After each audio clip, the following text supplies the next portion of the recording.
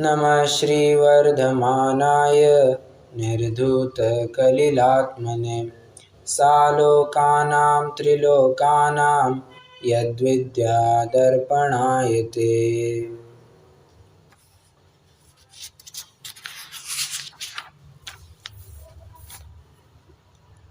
देवमूर्ता के स्वरूप की अंतर्गत हम कल कुछ चर्चा प्रारंभ कर चुके थे। उसमें हमने मुख्य रूप से 3 बिंदु देखे थे। हालांकि पहला और तीसरा बिंदु लगभग समान ही था, फिर भी चर्चा करने की अपेक्षा अपन ने 3 बिंदु बनाए थे। कौन से 3 बिंदु थे? पहला, देवमूर्ता में क्या क्या आएगा कि जो सच्चे देव नहीं है उनसे कुछ मांग रखना। श्लोक में क्या आया है? आशावान, उनके प्रति आशावान रहना, जो वो हमें कुछ दे देंगे। एक, जो सच्चे देव है उनके प्रति आशावान रहना, तो अब वो हमें कुछ दे देंगे। ये दूसरे प्रकार की देवमूर्ता।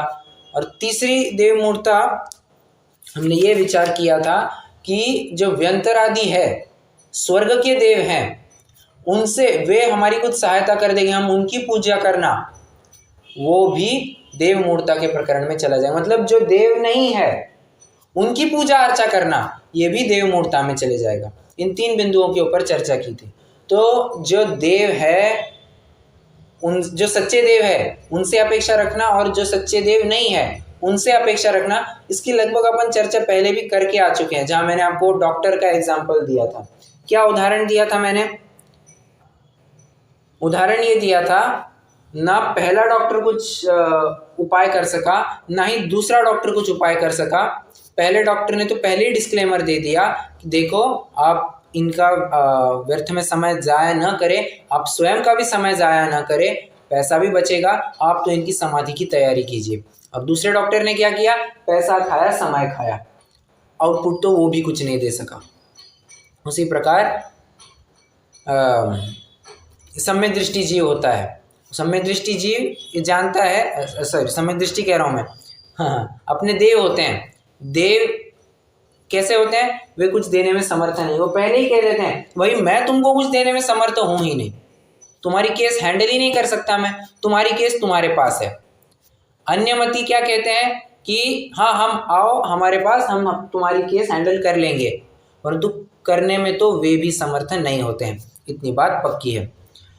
तीसरे बिंदु के ऊपर हम आकर के रुके हैं कि जहां पर व्यंतर आदि देवी देवताओं को पूजना, ये देवमूर्ता के अंतर्गत आया था।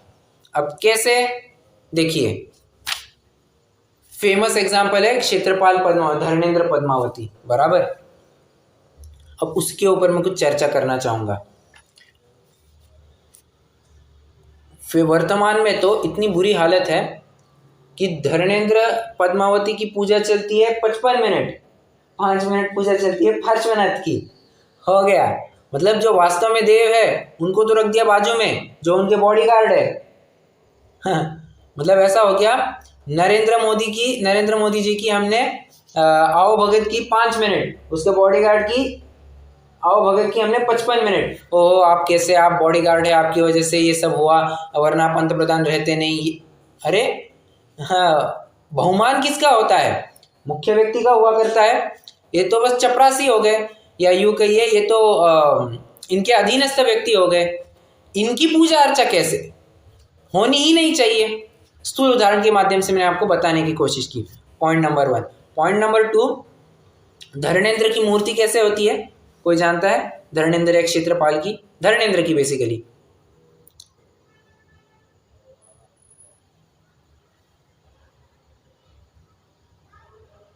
कोई मुख वाली होती है ना, कोई ऐसे। कैसे?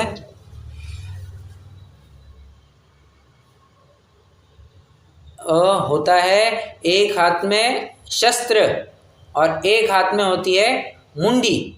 मुंडी मतलब बाल के सहारे, मतलब किसी का सिर छेद दिया है, सिर उड़ा दिया है, और उसके बाल के सहारे उसने मुंडी पकड़ के रखी है।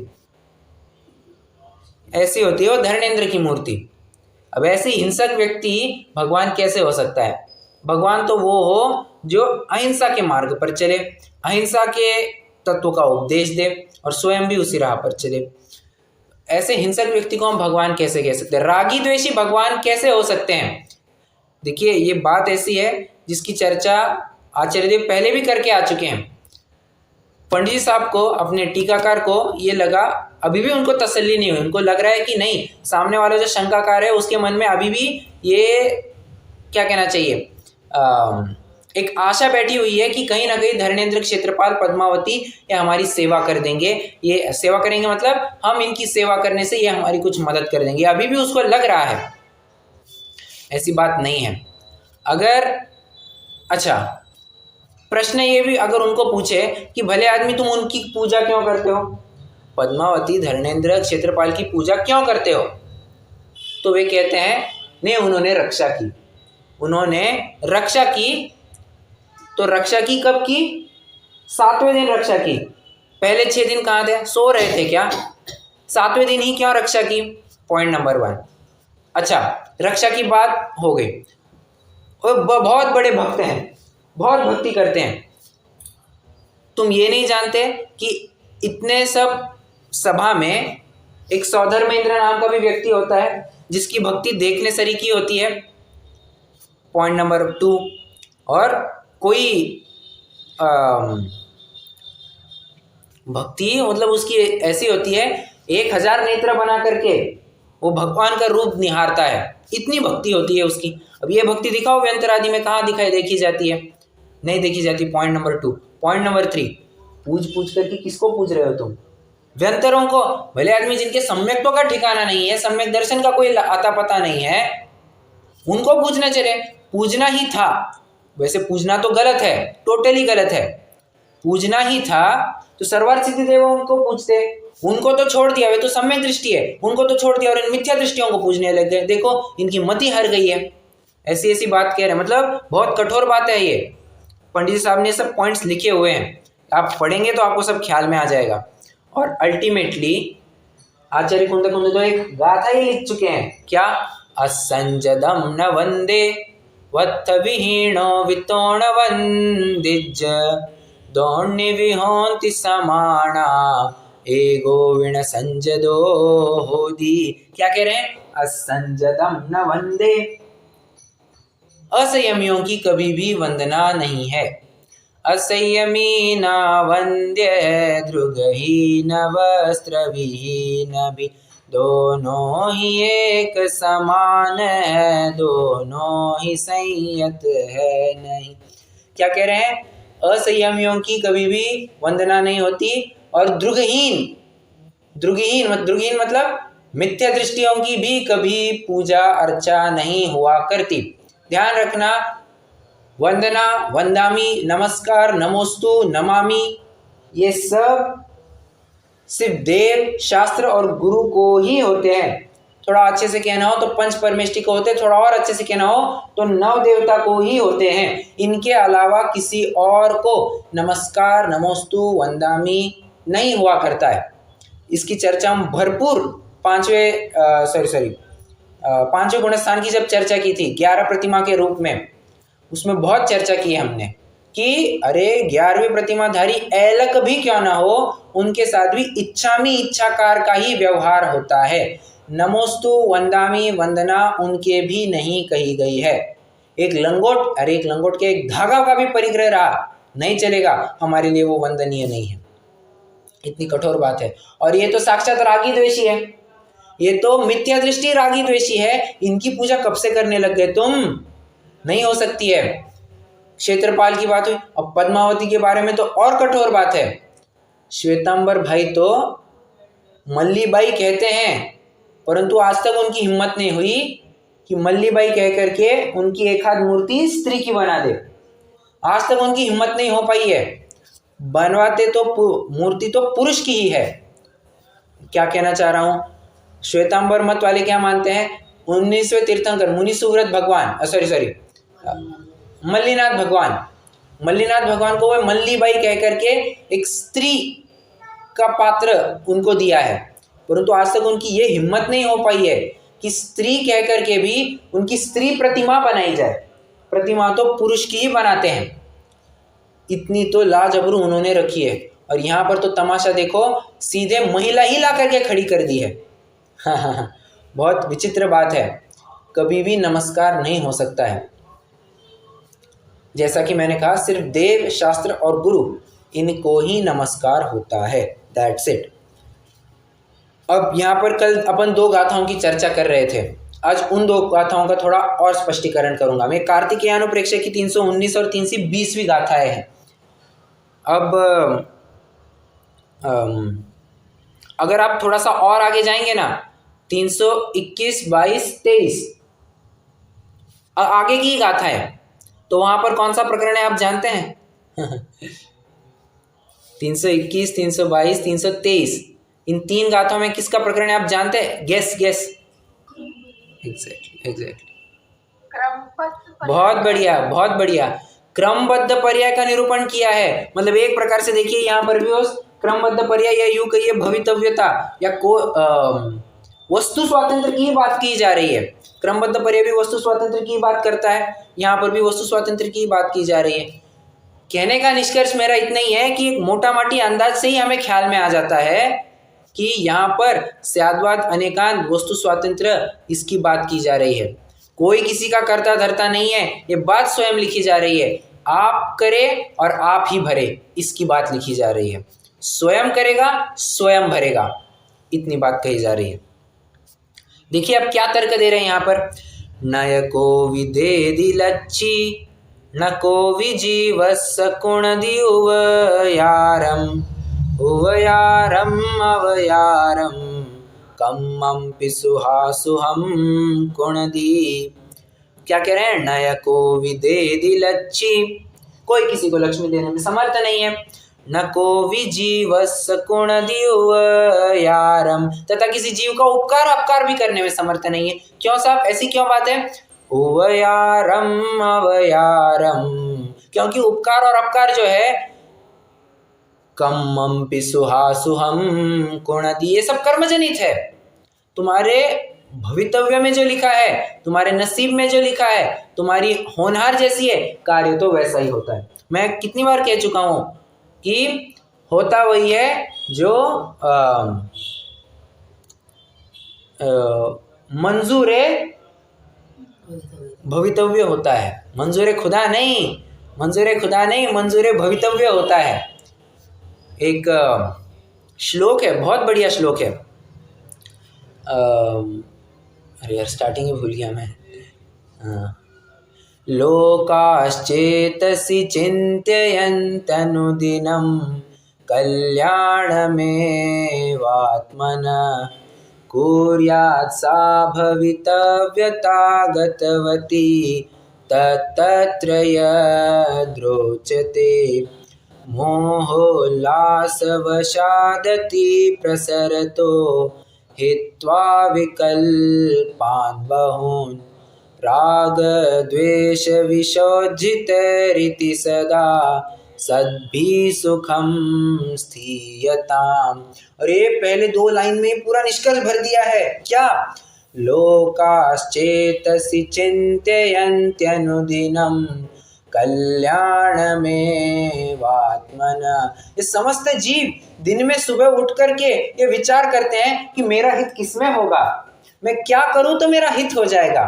परंतु कुर्यात् सा भवितव्यता गतवती तत्तत्र यद्रोचते, परंतु क्या करे, कार्य तो वही होता है जो भवितव्यता को रुचता है। बहुत बड़ी बात कह दी है, जो भवितव्यता को रुचता है कार्य उसी प्रकार होता है। कोई आकर के तुम्हारा कार्य करने में समर्थ नहीं है, इसलिए मोहोल्लास वशादति प्रसरतो हित्वा विकल्पान् बहून्, इसलिए इस मोह से परे हो जाओ। क्या कि कोई तुम्हारे आकर, कोई व्यक्ति, कोई देव देवी देवता आकर के तुम्हारा कार्य कर देगा, तुम्हारा भला कर देगा, हित कर देगा, इस मोह से अब हट जाओ। राग द्वेष विशोज्झित रीति सदा सद्भिः सुखम स्थीयताम्, सुखी होने का एक ही मार्ग है, इस राग द्वेष से दूर हो जाओ। क्या? अब यहाँ पर बात आई थी ना, राग द्वेष मलीमसा, इस राग द्वेष रूपी मल को बस त्याग दो। इस राग द्वेष रूपी मल से जो सहित है, ऐसे भगवान की अगर तुम तथाकथित भगवान की अगर तुम अर्चा पूजा करते हो तो तुम्हें फ़ायदा कुछ होने ही नहीं वाला है। और वैसे भी रागी द्वेषियों की पूजा करके बोलो तुम्हें राग द्वेषी उत्पन्न होगा। ददाति यत्तु यस्यास्ति सुप्रसिद्ध मिदम वच, जिसके पास जो होता है, बात को पूरा कीजिए, जिसके पास जो होता है वो वही देता है। परफेक्ट, वो वही दे सकता है। कहाँ आए थे अपन? हाँ, मैं तो ये कह रहा हूँ भवितव्यता है, सब भवितव्यता के अधीन है। हमारा किया मतलब कोई आकर के तुम कुछ छेड़खानी कर पाएगा, ये सब विचार भी संभव नहीं है। ये विचार करोगे तो ये मिथ्यात्व है। भवितव्यता की बात हो गई। एक अरे भवितव्यता के बारे में इतना लिखा है, मतलब कोई किसी का कर नहीं सकता है, इसके बारे में इतनी बातें लिखी है। अपना भूधर शतक खोलना एक बार कभी, उसमें 71 या 72 नंबर कंफर्म, मोस्ट प्रोबेबली 72 होना चाहिए। 72 नंबर का एक छंद है जहाँ पर अंतिम 2 लाइनें बताता हूँ मैं। देव सोन हारे पुनि दानो सोन हारे और काहू सोन हारे एक हारे होन हारे सो। किसी से नहीं हारे, देव आए दानव आए कोई भी आए सबको परास्त करके रख दिया। परंतु जब भवितव्यता की बारी आई, भवितव्यता के सामने सबको परास्त होना ही पड़ता है, शरणागत होना ही पड़ता है। इतनी दम है उस भवितव्य की। अरे हाँ, भवितव्यता की तो ऐसी बात है जहाँ पर चक्री भी सीधा 7वें नरक में फेंक दिया जाता है, सीधा 7वें नरक में फेंक दिया जाता है। भवितव्यता है। इसमें ये नहीं समझना कि उसने कुछ किया नहीं है। हाँ, अवश्य ही उस समय में 5 समवाय में से जो पुरुषार्थ नामक समवाय है, कुपुरुषार्थ, उसका वो वैसा पाया जाएगा और उसकी भवितव्यता भी वैसी होगी, निमित्त भी वैसे ही मिलेंगे, होनहार भी वैसी होगी। सब जब 5 बातें एक साथ आएंगी तब जाकर के वो कार्य घटित होता हुआ दिखाई देगा।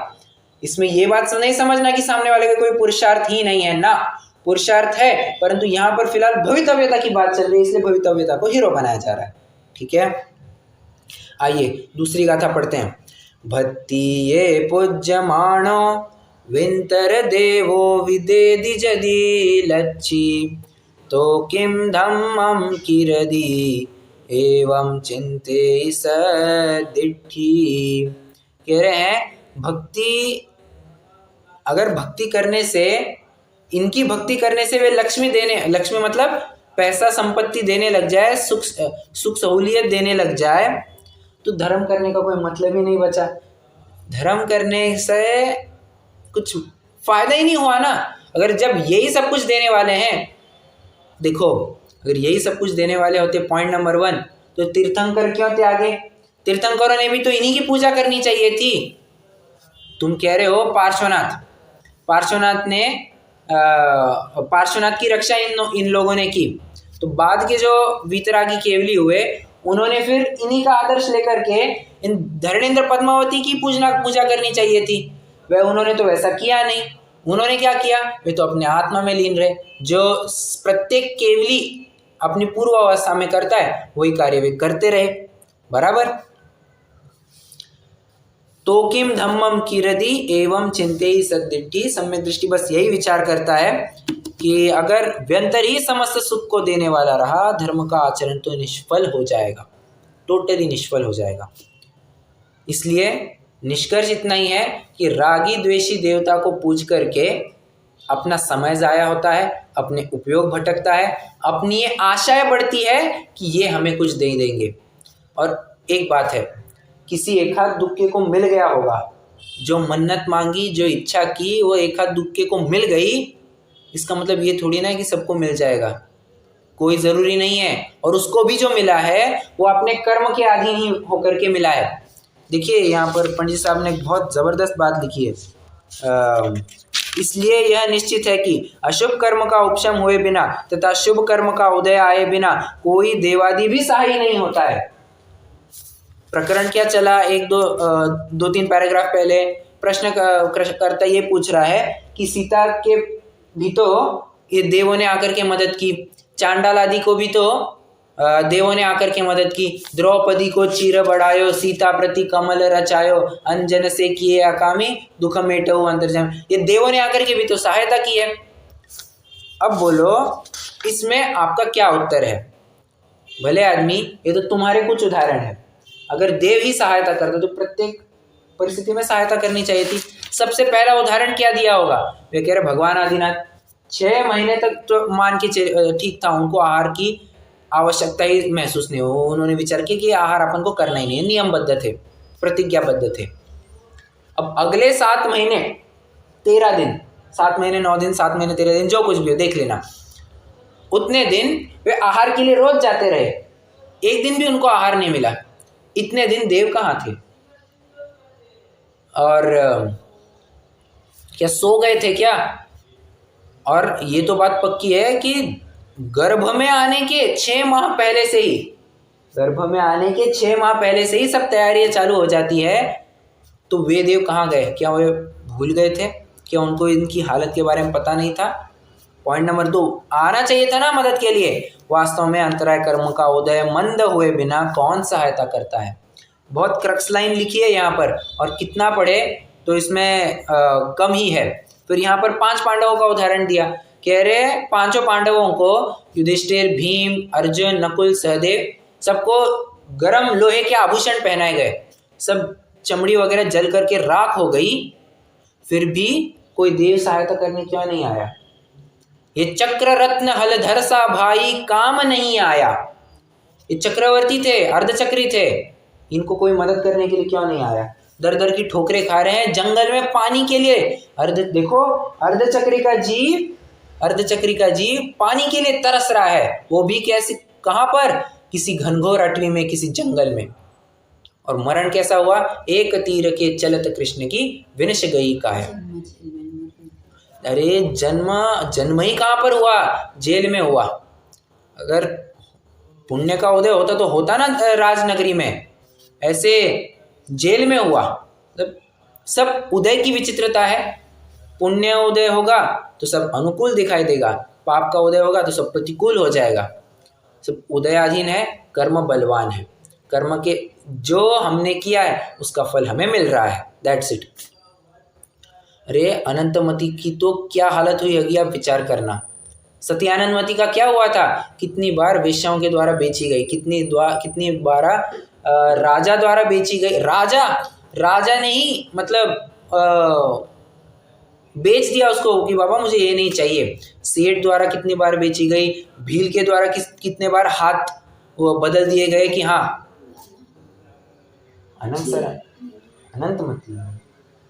अनंतमती की बात चल रही नहीं, ज्येष्ठा की बात नहीं चल रही। तो अगर धर्म सहाय होता तो करनी थी ना मदद, क्यों नहीं की मदद? हाँ, ऐसे सुनकर के ना कई लोगों को एक प्रश्न उपस्थित होता है कि यार ये तो इतना धर्म करते हैं, इनके जीवन में इतनी प्रतिकूलता कैसे? धर्म करने से तो हमें अनुकूलता मिलनी चाहिए थी ना। हमने एक दफ़ा मान लिया कि बाबा ये व्यंतर आदि कुछ करने में समर्थ नहीं है, चिररक्षक का धर्म हमारा हो, धर्म ने हमारी रक्षा करनी चाहिए। ऐसा नहीं है। धर्म तुम्हारी रक्षा नहीं करता तो धर्म तुम्हें सुख नहीं देता, तो धर्म तुम्हें दुखी भी नहीं करता, तो धर्म तुम्हें दुख की अवस्था में कैसे सुखी रहना उसकी शिक्षा देता है। बहुत बड़ी बात कह दी है, ये पचाने में बहुत लोगों को बहुत मेहनत करनी पड़ी है। क्या कहा? धर्म को आकर के तुम्हारे धर्म ने ठेका थोड़ी ले रखा है, इच्छा है उसको अपन बचाएंगे। धर्म इतना ही करते बैठेगा क्या? अब प्रत्येक के परिणाम, प्रत्येक का अपना फल।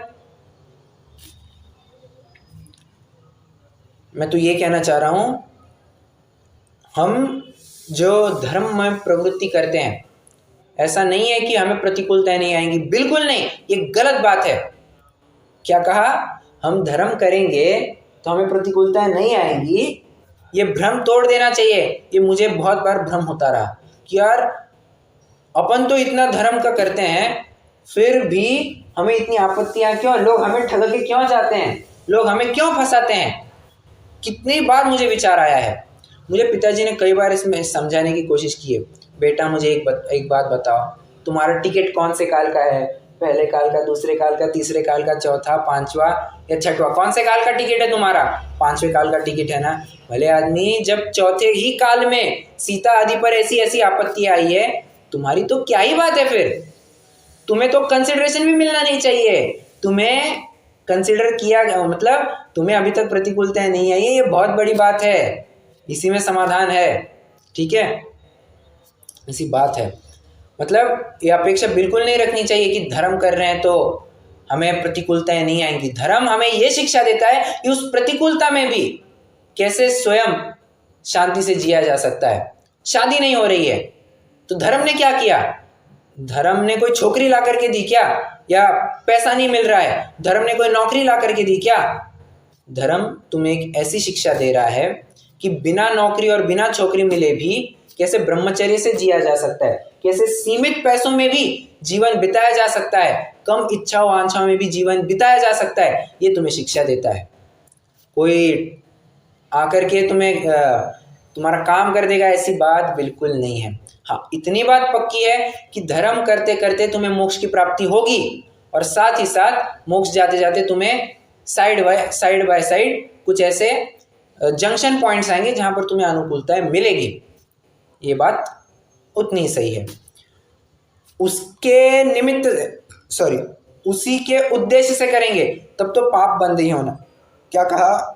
कोई लौकिक अनुकूलताओं के निमित्त से या उनको ध्यान में रखकर अगर हम धर्म करते हैं तब तो एकमात्र पाप बंद ही होता है। पंडित जी साहब पेज नंबर 7 पर लिखते हैं। पंडित साहब मतलब टोडरमल जी पेज नंबर 7 पर लिखते हैं। आइए, अगर आपके पास होगा तो आप ले भी लीजिए, 2 मिनट पढ़ करके भी दिखाता हूँ। कुछ 2-3 लाइनें हैं उसकी मुख्य।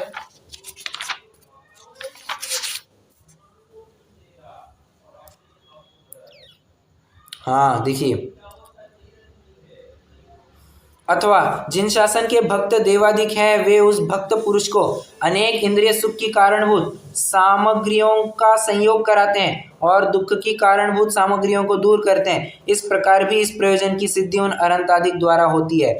परंतु ये परंतु जो शब्द है ना, इसको आप स्क्वायर करे, सर्कल करे, ब्रैकेट करे, अंडरलाइन करे, हाईलाइट करे, जो करना है करे, परंतु बहुत महत्वपूर्ण शब्द है। परंतु इस प्रयोजन से कुछ भी अपना हित नहीं होता, क्योंकि यह आत्मा कषाय भावों से बाह्य सामग्रियों में इष्ट अनिष्टपना मानकर स्वयं ही सुख दुख की कल्पना करता है। कषाय के बिना बाह्य सामग्री कुछ सुख दुख दाता नहीं है, तथा कषाय है सो सर्व आकुलतामय है। इसलिए इंद्रिय जनित सुख की इच्छा करना और दुख से डरना यह धर्म नहीं, यह भ्रम है। ये तुम्हारा धर्म नहीं, ये तुम्हारा भ्रम है। ठीक है, विचार करना। खूब चर्चा कर ली अपन ने इस क्या कहना चाहिए, देव मूर्ता के ऊपर। आपको कुछ और पॉइंट्स ऐड करने तो आप बोल सकते हैं, मतलब आपको कुछ और सूझ रहा है तो फिर अपन अभी पाखंडी मूर्ता या गुरु मूर्ता प्रारंभ करेंगे।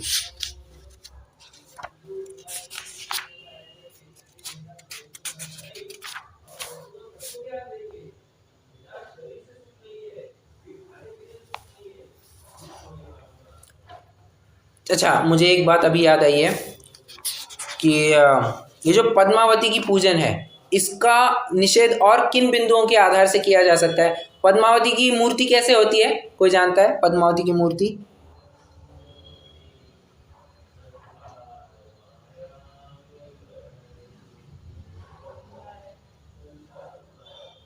अरे कुछ तो बोलिए।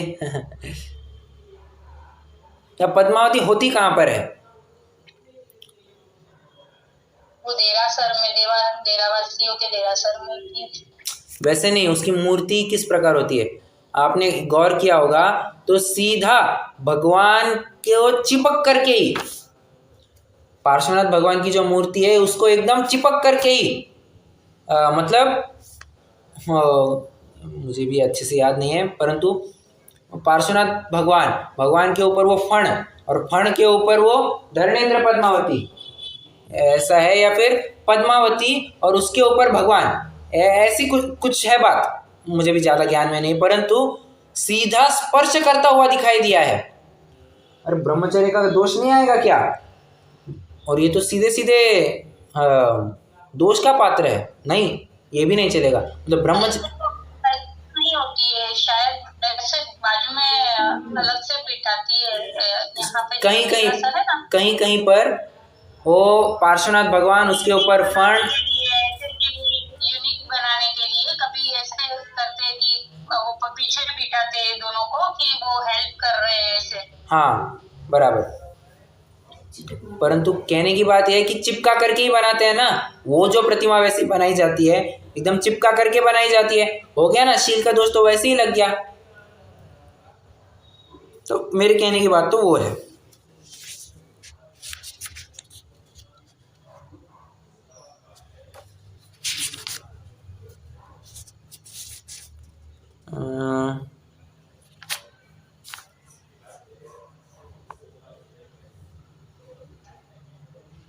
देखिए,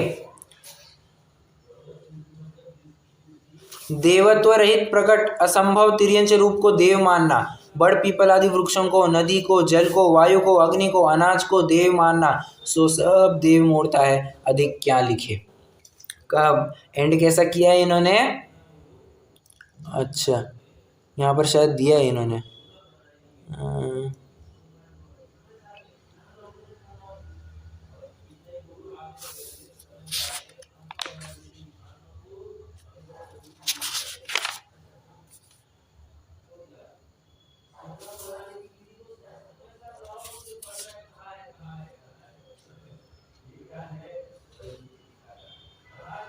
ठीक है ठीक है।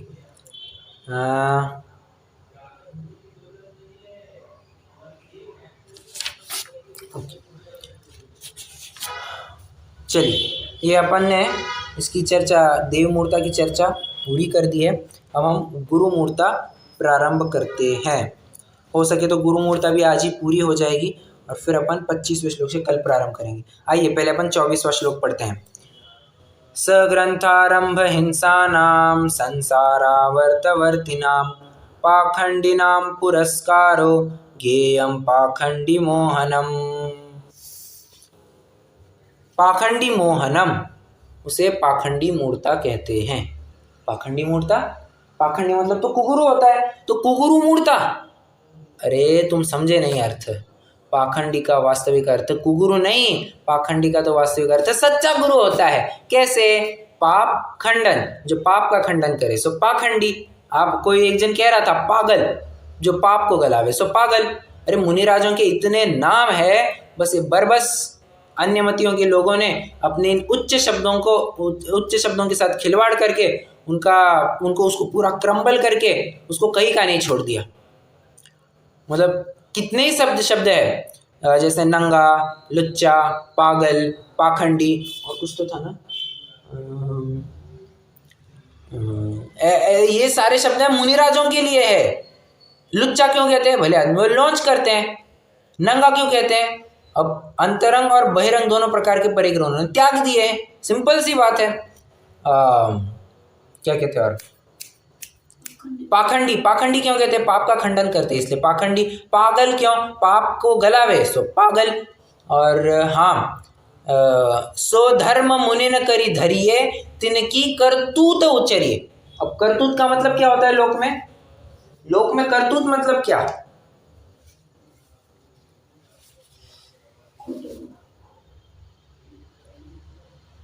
बोलिए, करतूत मतलब क्या होता है? अपन कहते हैं ना, तू आ मेरे घर पे, देखती हूँ तो तेरी सारी करतूतें क्या क्या है, तूने क्या क्या किया है ना, सब देखते हैं।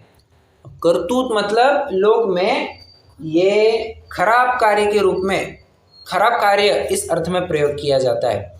जबकि करतूत यहाँ पर किनकी कही जा रही है? सो धर्म मुनि न करी धरिए तिनकी करतूत उचरिए। मुनिराज की करतूतें बता रहे हैं। करतूतें मतलब अरे उनके कार्य की चर्चा की जाएगी, वो क्या क्या करते हैं, क्या क्या नहीं करते, उसका बखान किया जाएगा। सिंपल सी बात है। तो यही बात मैं कहना चाह रहा हूँ कि पाखंडी मतलब आज लोक व्यवहार में उसका अलग अर्थ प्रयोग में किया जा रहा है, उसके बारे में कुछ नहीं कर सकते। तो वास्तविक क्या अर्थ है मैंने आपको बता दिया। इसलिए अगर कोई कहे कि आचार्य कुंद आचार्य उमा स्वामी आचार्य समंत भद्र, जो जो कुछ भी है, जो कोई भी आचार्य आपके मुंह में आए वे सभी पाखंडी है, ऐसा कहने में कोई दिक्कत नहीं है। क्यों? अरे पाप का खंडन किया हुआ है उन्होंने, इसलिए वे पाखंडी। अब ये कोई ध्यान से सुने समझे तो ठीक, नहीं तो वो विरोधी करता बैठेगा। देखिए क्या कह रहे हैं यहाँ पर, सग्रंथारंभ हिंसा नाम। स मतलब सहित, किससे सहित? ग्रंथ आरंभ और हिंसा। अब यहाँ पर आरंभ और हिंसा इन्होंने दो अलग अलग शब्द रखे हैं, ठीक है, डजेंट मैटर, परंतु ग्रंथ कहकर के इन्होंने परिग्रह ले लिया, हिंसा कहकर के इन्होंने हिंसा नाम का पाप ले लिया। तो पांचों पाप यहाँ पर एक प्रकार से गर्भित हो जाते हैं। सग्रंथारंभ हिंसा नाम संसारावर्तवर्ति नाम। संसार रूपी वर्त, वर्त मतलब संसार आवर्त, सॉरी संसार आवर्त वर्ती नाम। आवर्त मतलब क्या?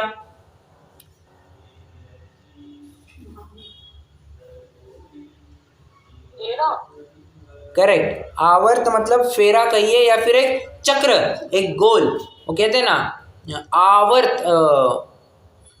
हिंदी में भी एक शब्द है, एक आवर्त निकालना। आवर्त निकालना मतलब सर्कल निकालना, ठीक है।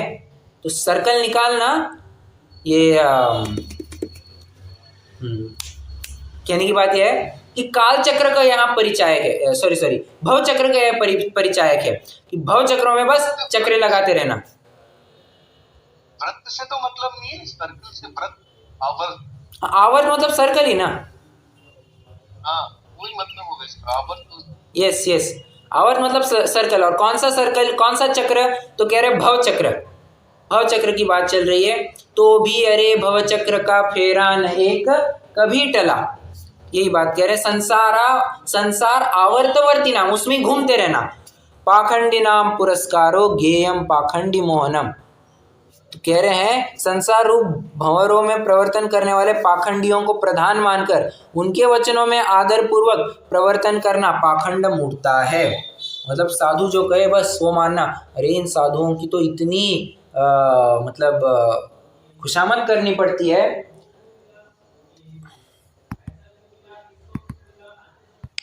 हाँ जी, तो बात ये चल रही थी कि इन साधु लोगों की तो इतनी खुशामद करनी पड़ती है, बस पूछना नहीं।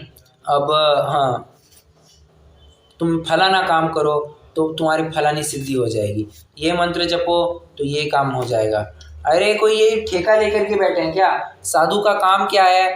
ज्ञान ध्यान तपो रखता, ज्ञान ध्यान और तप में ही लीन होते हैं। विषयों की आशा नहीं जिनके साम्य भाव धन रखते हैं, निज पर के हित साधन में जो निश दिन तत्पर रहते हैं। निश दिन तत्पर रहते किसमें? निज और पर के हित में। निज का हित कैसे करते हैं? अरे स्वयं शुद्धोपयोग करके निज हित करते हैं। और परहित कैसे करते हैं? यदा कदाचित शुभोपयोग में आ गए तो अन्यों की क्या कहना चाहिए, अन्य व्यक्ति इस मार्ग से चूके ना, इसके लिए ग्रंथ आदि की रचना करते हैं। ऐसी बात है। तो साधु का तो ये स्वरूप होता है। अब तुम विपरीत मान लिए तो हो गई गुरु मूर्ता, या विपरीत गुरु से तुमने सच्ची मान्यता कर रखी है तब भी गलत बात हो गई। हमारा सिर कोई सड़ा नारियल नहीं है जो चाहे उस गुरु के सामने हम मत्था टेक देवे। वो शिव मुनि जी महाराज साहब के बारे में कितने जनों को पता है? उनका किस्सा पता है क्या आपको, किसी को? नहीं। वो साईं बाबा के दर्शन के लिए गए थे और नमो लोए सब सावनम के नीचे इस कंसेप्ट के अंतर्गत वे सभी साधुओं को नमस्कार करते जा रहे हैं। तो भले आदमी चाहे उसको नमस्कार कर दो, चाहे उसको नमस्कार कर दो ना, फिर हाँ ऐसी थोड़ी ना बात होगी। एक और पॉइंट कहने वाला था अभी, क्या मैं अभी क्या कह रहा था, मैं भूल गया। ठीक है हाँ कि नमो लोए सव सावनम के नीचे चाहे हम उसको नमस्कार नहीं, नमो लोए सव सावनम मतलब कौन से? सच्चे साधुओं की बात चल रही है। कोई ढोंगी पाखंडी मतलब यहाँ पर कुमार्गियों की बात नहीं चल रही है, इतनी बात पक्की है।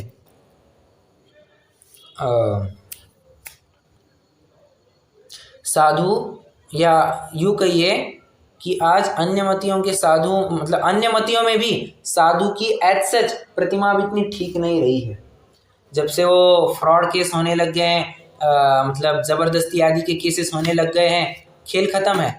मतलब साधुओं के ऊपर कितना ही विश्वास रखा जाए, हाँ विश्वास रखने वाले रखते हैं, अंधा विश्वास रखते हैं, उसकी कोई बात नहीं चल रही है। परंतु देखिए ना, साधुओं के ऊपर कौन विश्वास रखता है? साधु ने कहा तो मानना है, ऐसे बहुत कम लोग होते हैं।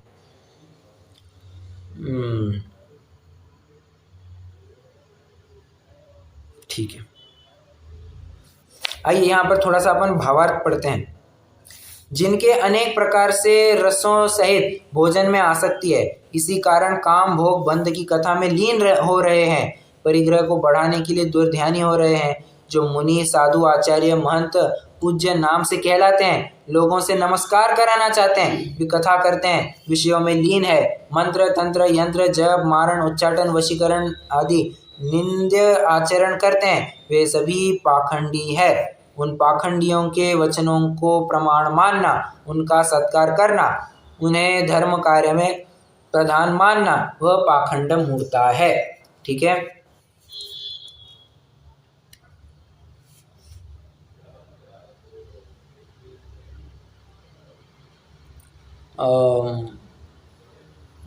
अपना छड़ाला में क्या लाइन आई है? जो ख्याति लाभ पूजादि चाह धरि करण विविध विध देह दा, आत्म अनात्म के ज्ञानहीन जे जे करनी तन करण छीन, और ते सब मिथ्या चारित्र त्याग, अब आत्म के हित पंथ लाग। मतलब ये कुगुरों का क्या क्या है? जो ख्याति लाभ पूजा आदि की, आदि मतलब आदि में सब पैसा वगैरह सब लगा लेना, उनकी जो इच्छा रखते हैं, अरे कोई हमारी रोटी का बंदोबस्त कर दे, इतनी बस इच्छा रखे, गया वो साधुपना गया उसका, ये नहीं चलेगी बात। इसलिए बहुत संभल करके साधुओं के स्वरूप को समझना चाहिए, कौन सही साधु कौन गलत साधु, क्या ये सही ही है क्या ये गलत ही है। देखिए ऊपरी परीक्षा से तो हम कुछ पहचान नहीं सकते हैं कि बाबा अंदर में ये वास्तव में समदृष्टि है या नहीं है, ना हमें अधिकार है ना हमारा कुछ कार्य भी है वैसा, परंतु एक मोटा मोटी अंदाज तो आ जाता है कि हाँ बाबा ये वीतराग के पथ पर चलने वाले ही ये मुनिराज कहला सकते हैं। ऐसी बात है, मतलब क्योंकि ये भगवान बनना चाहते हैं, तो जिस प्रकार भगवान पहले करते थे उसी प्रकार क्या है क्रिया है फॉलो कर रहे हैं बस, तो उस हिसाब से हम समझ सकते हैं। बाकी सच्चे गुरु को तो पहचानना थोड़ा कठिन ही है।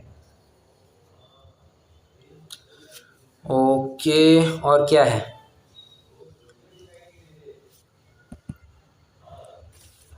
बस अब पाखंडी मूर्ता है गुरु मूर्ता में आज सच कुछ चर्चा करने वाली बात थी भी नहीं। बस एक बात जरूर कहना चाहूँगा कि आज जो ये नाटक या ड्रामा चल पड़ा है कि फलाने भगवान को सिद्ध करना हो खुश करना हो तो ये मंत्र ले लो वो मंत्र ले लो, ये नहीं, ये मैं वही कह रहा हूँ, अगर इन मंत्र आदि या इन माला आदि के माध्यम से ही काम होता तो कार्य पहले ही होना चाहिए था, ये अभी क्यों करवा रहे हैं? बहुत टाइम हो गया। और भगवान तो ऐसा होता है जो कभी भी अपने भक्तों के संकट को देख नहीं सकता, तो सबसे पहली बात इसको संकट आने ही क्यों दिए? कई सारे प्रश्न हैं जिनका उत्तर समय पाकर हम अवश्य ही ले लेंगे। अभी के लिए बस इतना ही, कुछ प्रश्न हो तो ज़रूर रखिएगा।